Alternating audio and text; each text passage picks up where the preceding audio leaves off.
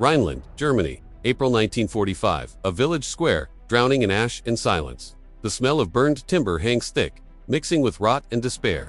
Lieutenant James Avery moves through the wreckage, his Lee-Enfield rifle low, boots grinding over shattered glass that once framed a baker's window. Then he sees her, a woman lashed to a wooden post in the center of the square, her nurse's uniform torn, streaked with mud and blood. Above her head, a sign painted in brutal block letters, "VERRÄTERIN, Traitor." The crowd encircles her like wolves, maybe 20 strong, maybe 30. Old men in threadbare coats, women with hollow eyes, a child kicking stones. Someone spits.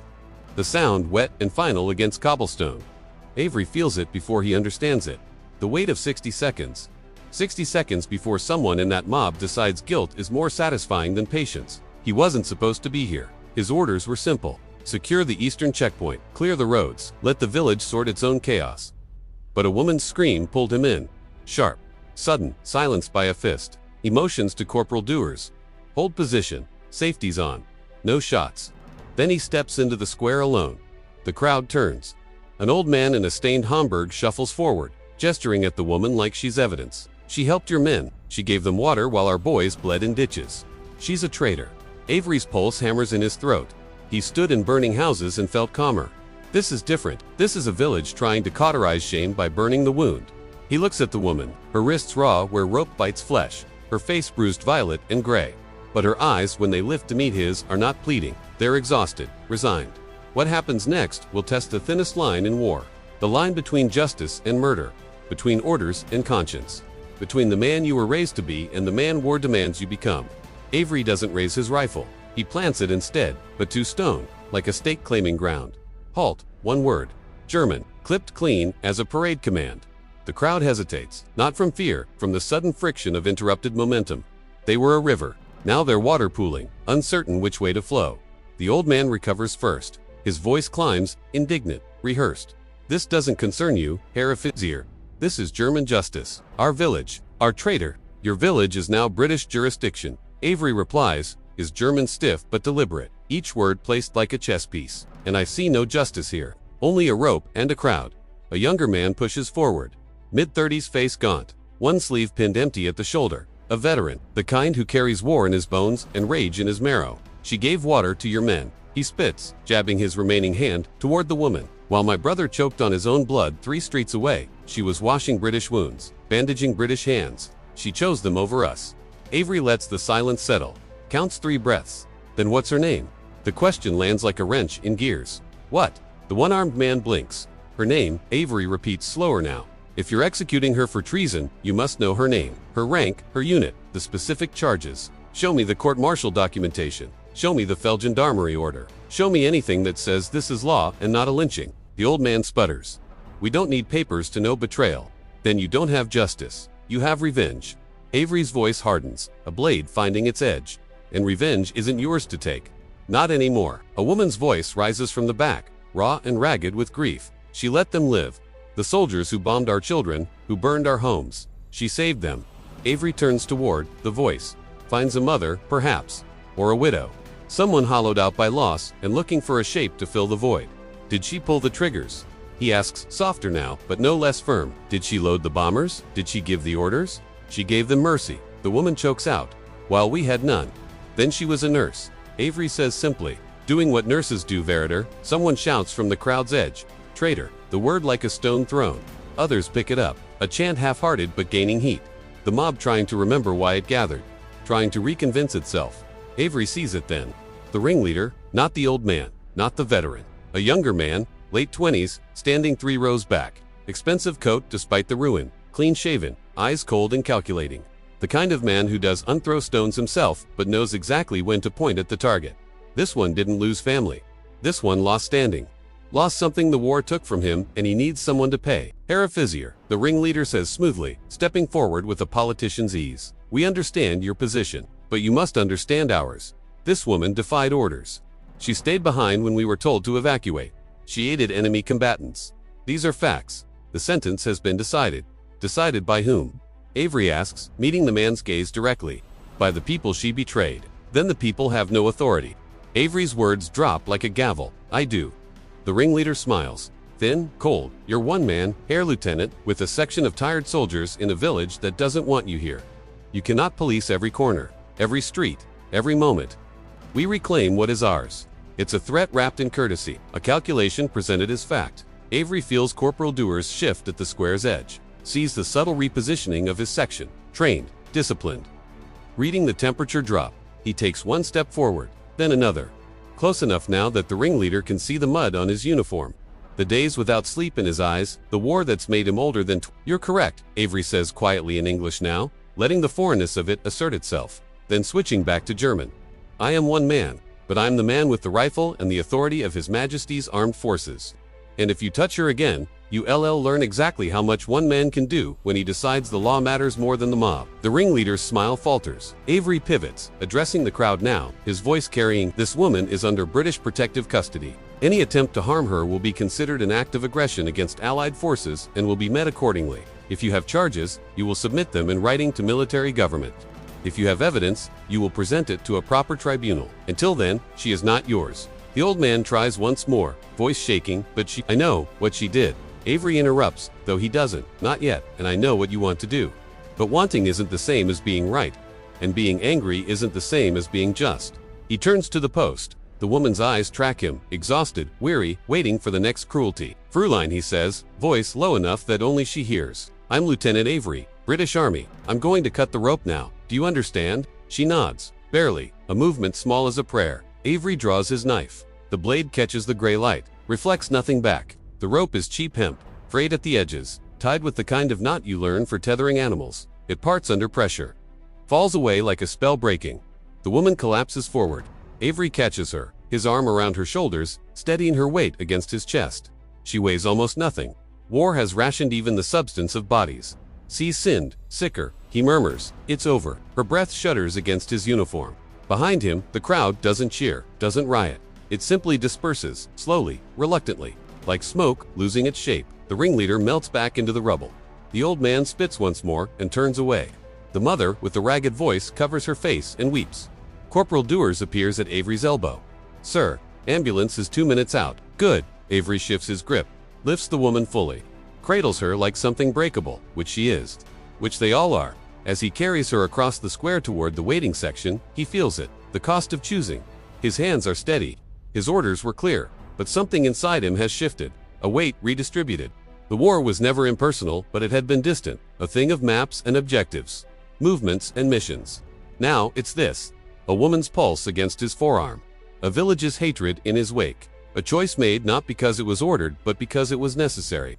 He's crossed a line he cannot uncross, and when the ambulance arrives, olive drab, red cross, painted bright on canvas, he hands her over to the medics with the careful precision of someone passing a lit candle in the dark. Take her to the aid station, he tells the driver. Protective custody. No visitors without my clearance. The driver nods. Professional. Understood, sir. Avery steps back, watches the ambulance pull away, tires grinding gravel and ash. The square is empty now, except for his section. The post stands alone. The sign still nailed above VERRÄTERIN. Dewars clears his throat. Orders, sir. Avery looks at the post for a long moment. Then he reaches up, wrenches the sign free with both hands. The wood splinters. The nails shriek. He drops it to the ground. Lets it lie there, face down in the mud. We move out in 10, he says.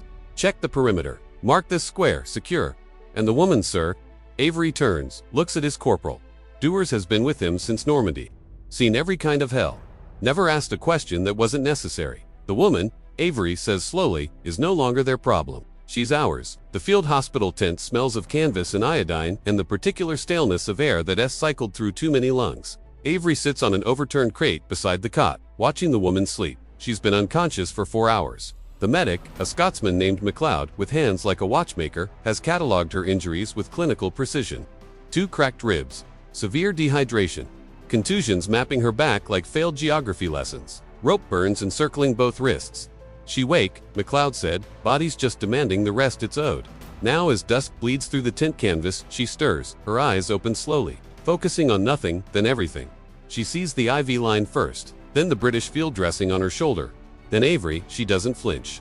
Just watches him with the careful neutrality of someone who's learned not to expect kindness. Wasser, she whispers. Wada. Avery reaches for the canteen MacLeod left, holds it to her lips. She drinks like someone who's forgotten the shape of mercy.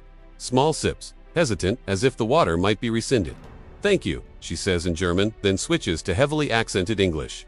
"You are the officer from the square, Lieutenant Avery." He sets the canteen down. "You're safe here." Under British protection, she almost laughs. The sound catches in her throat, becomes a cough. "Safe. Yes, I have heard this word before. What's your name?" A pause, as if even this simple fact might be dangerous. "Lisa," she says finally. "Lisa Hartman. I was a nurse, Kriegs Lazarett, Sector West, Rhineland Front. Was, I think," she says quietly. "I am not a nurse anymore. Only a traitor." Avery leans forward. "Tell me what happened." From the beginning, she tells it slowly, in fragments like someone assembling a broken mirror. The hospital was a repurposed schoolhouse. 20 beds that became 40, then 60, then bodies on the floor because there was nowhere else to put them. 3 doctors, 8 nurses, dwindling supplies that turned medicine into mathematics. Who gets the morphine? Who gets the bandage? Who gets to die slower? February was when it started to collapse. The front didn't retreat, it dissolved. One day they had supply lines. The next, they had rumors.